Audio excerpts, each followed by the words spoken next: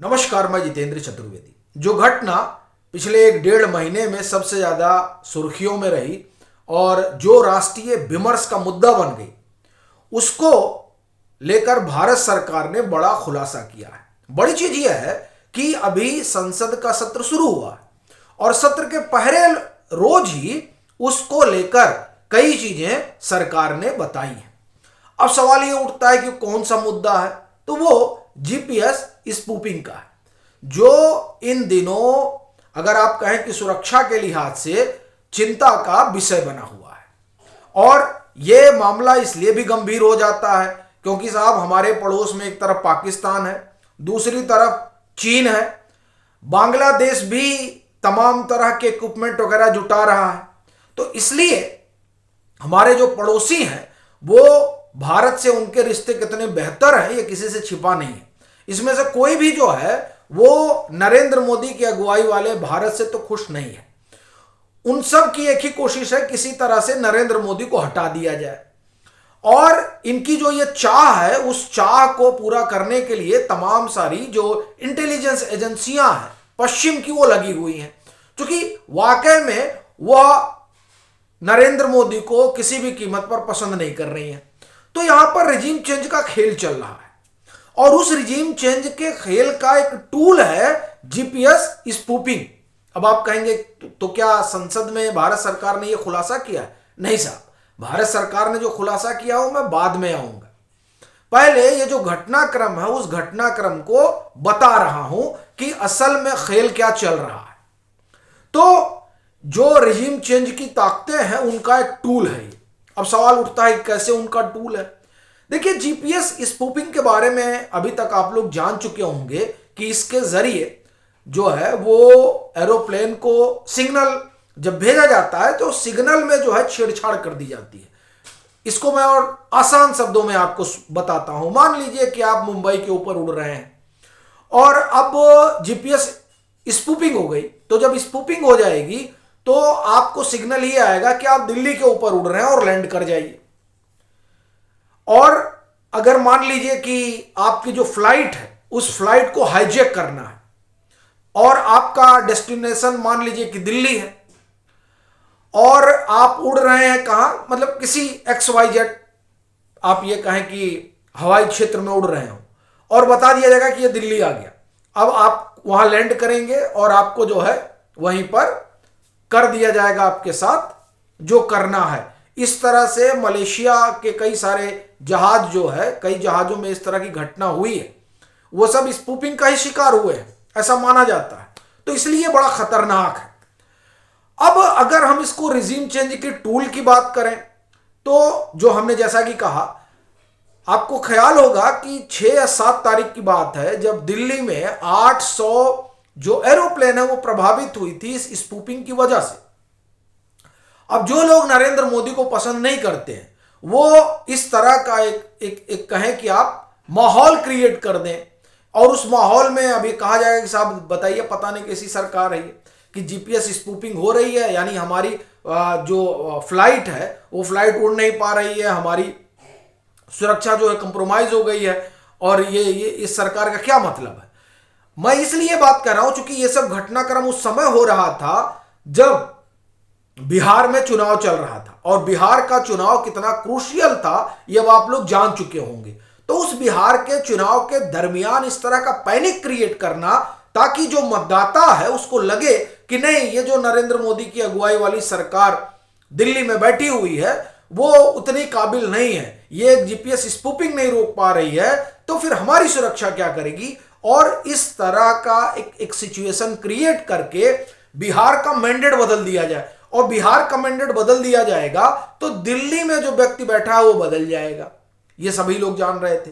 तो ये स्पूपिंग न माना जाए कि उसका हिस्सा था, क्योंकि देखिए सदन में इसकी चर्चा होना, इस पर एविएशन मिनिस्टर का जवाब देना बहुत बड़ी बात है।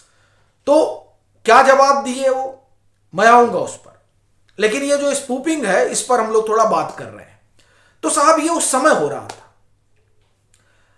6-7 तारीख। अच्छा देखिए, 7 तारीख को हुआ और उसके 3 दिन बाद क्या हुआ कि धमाका हो गया दिल्ली में।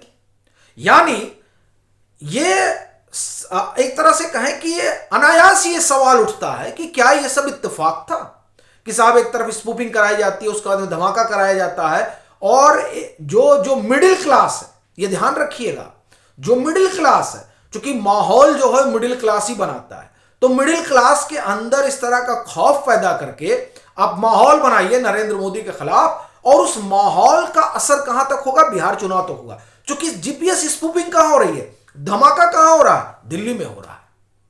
800 फ्लाइट ग्राउंड पे आ जा रही है, कहां? दिल्ली में हो रहा है। धमाका दिल्ली में हो रहा है, चुनाव बिहार में हो रहा है। देश की राजधानी है ये साहब, यहां जो होगा उसे दुनिया देखेगी, सुनेगी, और देश प्रभावित होगा। तो ये क्यों ना माना जाए कि जो जीपीएस स्पूफिंग थी ये एक तरह से बहुत बड़ा षड्यंत्र था। किसके खिलाफ? नरेंद्र मोदी के खिलाफ। क्योंकि सिर्फ दिल्ली में ही नहीं हुआ ये, बाद में फिर देश की जो आर्थिक राजधानी है मुंबई, वहां भी हुआ। उसके बाद में आप देखिए कोलकाता में हुआ। कोलकाता का जो है एक तरह से आप कहा जाए कि एक दौर में वही राजधानी हुआ करता था, और अभी भी वो बहुत इंपॉर्टेंट जो है वो स्ट्रेटेजिक प्लेस है भारत के लिए। और आप देखिए बे ऑफ बंगाल में वो आप एक तरह से कहें कि सबसे बड़ा जो है अड्डा है, एंट्री पॉइंट है वो साहब, वहां स्पूफिंग हो रही है। बगल में बांग्लादेश है। यह साधारण बात नहीं है। अब ऐसा नहीं है कि जब सरकार ने जो सदन में बोला है उसमें कहा है कि नहीं साहब जो है ये स्पूफिंग जो एक कोई कहा जाए कि कोई अंतर्राष्ट्रीय, ये सब अंतर्राष्ट्रीय साजिश है या साजिश है, ये सब सरकार नहीं बोल रही है। सरकार ने ये एक्नॉलेज किया है कि हां स्पूफिंग हुई है, और सरकार का ये एक्नॉलेज करना बहुत बड़ी बात है। ये मैं इसलिए कह रहा हूं क्योंकि जब 7 तारीख को स्पूफिंग हुई, उसके बाद में स्पूफिंग की खबरें आई, सरकार की तरफ से कोई बयान नहीं आया साहब। हां ये जरूर है कि जो दिल्ली में जब स्पूफिंग हुई थी तो उस स्पूफिंग के बाद जो एविएशन मिनिस्टर हैं वो रात में 2 बजे तक मौजूद थे। कहां? दिल्ली एयरपोर्ट पर। वहां वो मौजूद थे, देख रहे थे कि क्या हुआ, कैसे हुआ, क्योंकि ये बड़ा साइबर अटैक था। एक तरीके से जो जीपीएस स्पूफिंग है ये साइबर अटैक है।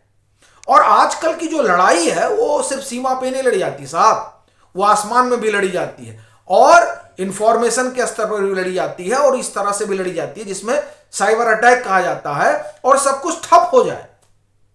ये तो अभी इन्होंने एरोप्लेन पे किया है, न मालूम कहां कहां करें। तो इस वजह से उस रोज जब हुआ तो कहा जाता है कि पीएमओ के यहां यानी प्रधानमंत्री कार्यालय में एक बड़ी बैठक बुलाई गई, और उस बैठक में यह तय हुआ कि इसकी जांच पड़ताल होनी है।